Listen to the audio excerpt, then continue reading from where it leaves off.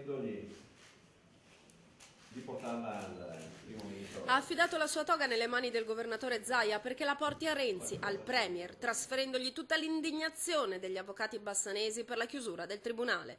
Il presidente degli avvocati di Bassano oggi ha tenuto l'ultima riunione del suo ordine, che chiude una storia secolare, costretto ad unirsi a quello di Vicenza, il cui palazzo di giustizia da anni lamenta gravi carenze di personale. Ma la battaglia non finisce qui. Io non me la metto via, non sono venuto a celebrare funerali, dico che la battaglia continua. Lo vogliamo com'era e dov'era. 20 milioni di sprechi non li vogliamo sottoscrivere. Del tribunale più efficiente del Veneto non rimangono che pochi uffici di servizio. Un tribunale gioiello, quello bassanese, che in un territorio intessuto d'impresa chiudeva le cause civili in 2 anni e mezzo contro la media regionale di 7 e dove 12 milioni di euro sono stati spesi per una cittadella della giustizia mai inaugurata, causa quella riforma che ha sconvolto la geografia giudiziaria veneta. Un territorio che è rimasto senza, ormai bisogna mettercela via, che ce l'hanno chiuso, non solo, ma che sarà servito da un tribunale inefficiente, a danno non solo dei cittadini bassanesi, ma di tutti i cittadini vicentini. E se Savio gli ha consegnato la sua toga indirizzata a Roma, Zaia gli ha invece donato una bandiera di San Marco, certificata 25 aprile,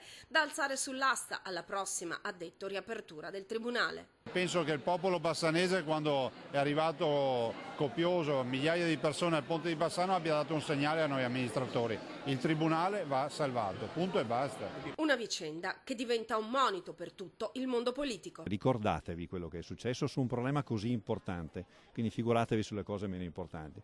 Scegliete con cura i vostri rappresentanti politici.